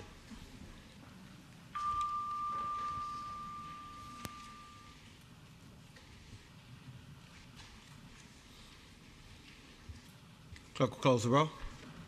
Ayes 96, noes 2. Ayes 96, noes 2. The Senate amendment is adopted. Over on page 18, we come to House Bill 59, which relates to reapportionment, reallocation of population, civil commitment facilities. Legislation originally passed the House, subsequently passed the Senate with substitute. That Senate substitute to HB 59 is before you. Delegate from Powhatan, Delegate Ware. Thank you, Mr. Speaker. I move the Senate substitute and explain that motion. The delegate has the floor. Thank you, Mr. Speaker. House Bill 59 ensures that votes of those civilly committed in Virginia are allocated to their last known residence for voting. The Senate substitute adds the clarifying phrase, quote, pursuant to Chapter 9 of Title 37.2. That appears 4 times, and it was done at the request, late arriving, of the Attorney General's office. I move passage of the substitute.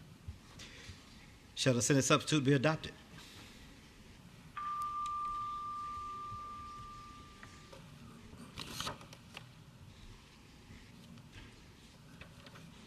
Clerk will close the roll. Ayes 98, no 0. Ayes 98, no 0. The bill passes. House Bill 118 now before you relates to discovery methods of delivery. Legislation originally passed the House, has passed the Senate with substitute, which is now before you. Delegate from Fairfax, Delegate Keys-Gamarra. Yes, Mr. Speaker, House Bill 118 is a cognate to the Senate Bill 24, and the Senate did a substitute, which I'm asking the body to reject. Shall the Senate substitute be adopted?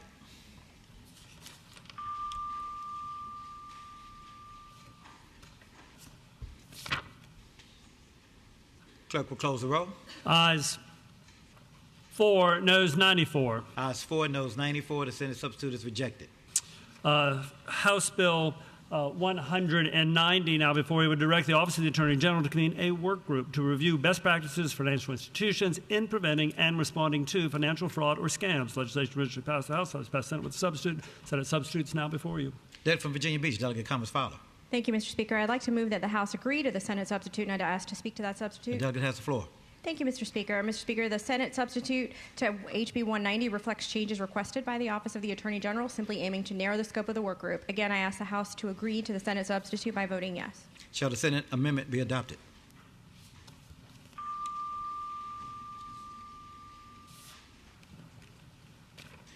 Clerk will close the roll. Ayes 97, no 0. Ayes 97, no 0. The Senate amendment is adopted. House Bill 250 now before you relates to sex offenses prohibiting proximity to children. Park Authorities Act penalty. Legislation originally passed the House, subsequently passed Senate with a substitute, which is now before the body. Delegate from Fairfax, Delegate Watts.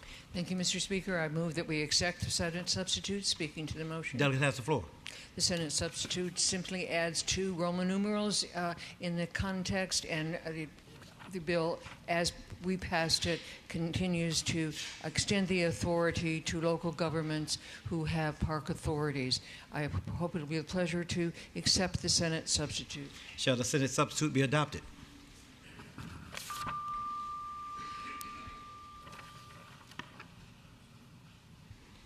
Clerk will close the roll. Ayes 98, noes 0. Ayes 98, no 0. The Senate substitute is adopted. Over on page 19, we come to House Bill 325, which relates to Department of Fire programs, mental health awareness training. Legislation originally passed the House. House passed Senate with a substitute. Senate substitute to HB 325 is before you. Delegate from Fairfax, Delegate Sullivan. Thank you, Mr. Speaker. Mr. Speaker, the Senate amendments simply move some language to a different portion of the bill and delete some language to which we are agreeable. So I would ask that the body please accept the Senate amendment. Shall the Senate substitute be adopted?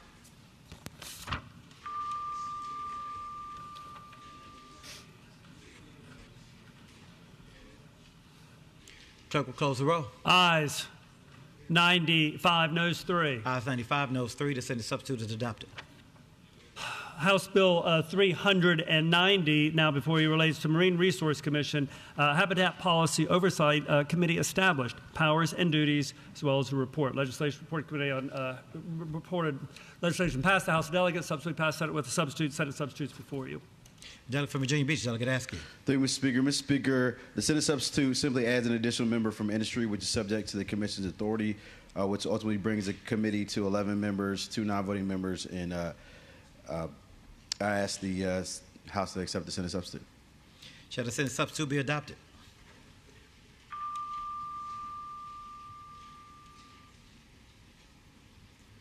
Clerk, close the roll. Ayes 98, no 0. Ayes 98, no 0. The Senate substitute is adopted. House Bill 559 now before you relates to driver training school and driver training instructors. Standards Discipline Report. Legislation originally passed the House. House passed Senate with a substitute, which is before you. Delegate from Hanover, Delegate White. Thank you, Mr. Speaker. The Senate substitute changes the words from shall deny to revoke. I will ask that the House accept the Senate substitute. Deep thinkers over there. Shall the Senate substitute be adopted?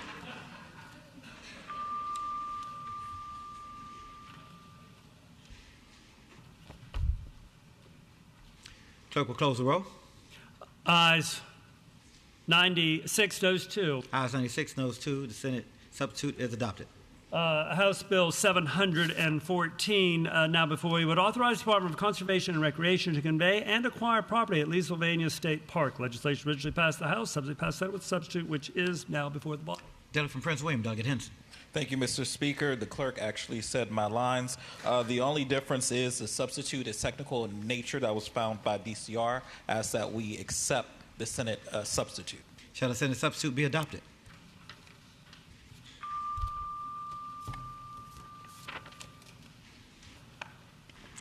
Clerk will close the roll. Ayes 95, ayes 96, no 0. Ayes 96, no 0. The substitute is adopted. Over to page 20, penultimately we come to House Bill 817, which relates to state and local hospitalization program, Director of Medical Assistance Services, exemption from reporting requirement. Legislation originally passed the House, passed Senate with the substitute, which is before you. Delegate from York County, Delegate Downey. Thank you, Mr. Speaker. The Senate substitute goes further than my bill in removing the entire section of code related to the state local hospitalization program that hasn't been funded since 2009. I move the Senate substitute and ask adoption of the substitute. Shall the Senate substitute be adopted?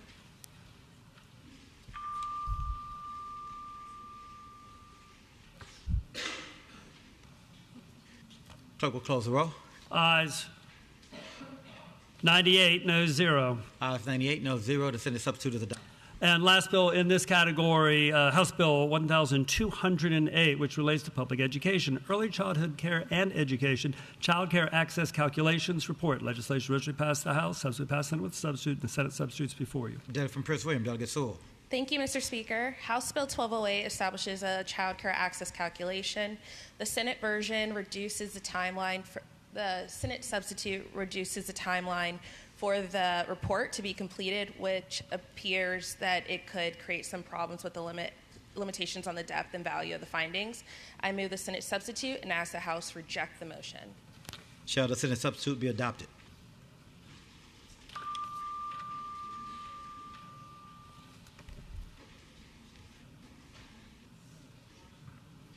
Clerk will close the roll.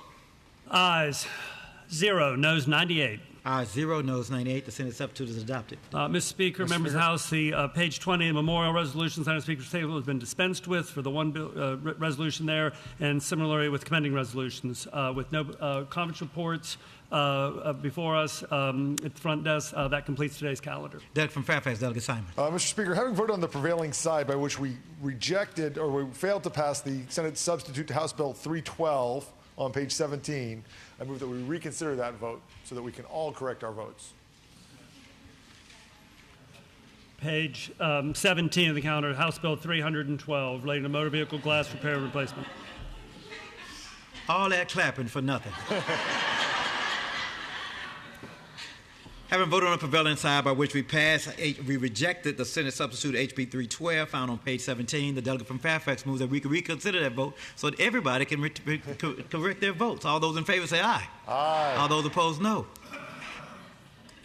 Mr. Clerk will call up HB 312, the Carnegie bill. Yes.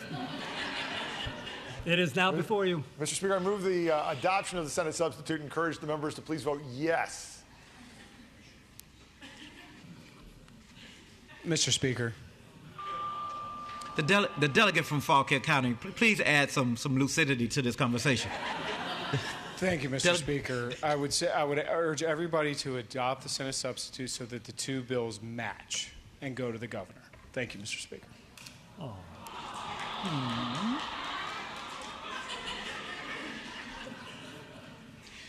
Please, God, shall the bill pass? Shall the bill pass? Shall the substitute be adopted? Please.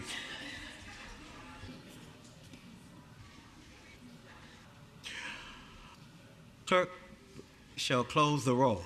Ayes 96, noes 2. Ayes 96, noes 2. The Senate substitute is adopted this time. Again, we are that completes today's calendar. Per House Rule 51, the House will return to the morning hour. Does the clerk have any additional announcements or communication? No communication, just the meeting schedule in this next to last week of session. The Committee on Labor and Commerce is going to meet a half hour after adjournment of the House. They'll be in House Committee Room A on the lower level. Then once the full committee meets, then it's subcommittee number 1 will meet upon adjournment of the full committee. And once that subcommittee meets, then subcommittee number 3. So Labor and Commerce, then sub 1, sub 3, all down in the lower level. The General Committee for General Laws, ABC Gaming, will be meeting half hour after 15 minutes after adjournment, so approximately 2 o'clock-ish. General Laws, ABC Gaming, they'll be in House Committee Room B. Once that subcommittee of general laws, ABC Gaming, is finished, then general laws, procurement, and open government subcommittee will meet 15 minutes after that, just get the room flipped around. And then, so there'll be 2 subcommittees, and then the full committee on general laws will meet half hour right after the subcommittee on procurement. So all that will be in committee room B. Then the only other legislative meeting is Transportation's Innovations Subcommittee on Innovations. They're meeting at 4 o'clock. They'll be on the House South Subcommittee room on the 2nd floor. So that is at 4. So Labor, General Laws, couple subs, and Transportation sub rounds out today's activities. Looking ahead to tomorrow, Wednesday, March 4th, we have the Speaker's Interfaith Devotional at 7 a.m. up on the 14th floor of the Speaker's Conference Room. We have at 7:30 the Conservative Energy Caucus is meeting. They're on the 7th floor, House North Meeting Room, obviously on the 7th floor, so that's at 7:30. At 8 o'clock, the Military Veterans Caucus is a meeting. There will be in the Senate Subcommittee Room 3. That's at 8. The HBCU Caucus is also meeting tomorrow. They'll be in House Subcommittee Room 10. So all conservatives are at 7:30, Conservative Energy Caucus, and then military and HBCU at 8. And then Delegate Rasul's Committee on Education is meeting at 8 o'clock. They are in House Committee Room A on the lower level. Skipping ahead to 10 o'clock, Committee on Appropriations, Higher Education Subcommittee. They'll be meeting at 10 up on the 12th floor of the House Appropriations Committee room. And then prior to convening tomorrow, the 2 caucuses will meet. The Democratic caucus is meeting 11:15 tomorrow. And the Republican caucus will meeting at 11. Democrats in House Room 1, Republicans in House Room 2. That completes the announcement I have at this time. Delegate from Roanoke City, Delegate Rasul. Thank you, Mr. Speaker. Rise for announcement. Delegate has the floor. The full ad has been changed to 9 a.m. tomorrow. Thank you, Mr. Speaker. Update the calendar accordingly. 9 a.m. Tomorrow for education, not 8. Delegate from Alexandria, Delegate Herring. Mr. Speaker, I move that when the House adjourns today, it adjourn to reconvene tomorrow at 12 noon. Delegate from Alexandria, Delegate Herring moves that when the House adjourn today, it adjourn to reconvene tomorrow at 12 noon. As many in favor of the motion will say aye. Aye. Those opposed, no. The motion is agreed to. The Delegate from Alexandria, Delegate Herring. Mr. Speaker, I move that the House do now adjourn. Delegate from Alexandria, Delegate Herring moves that the House do now adjourn. As many in favor of the motion will say aye. Aye. Those opposed, no. The motion is agreed to. The House stands adjourned until tomorrow at 12 noon.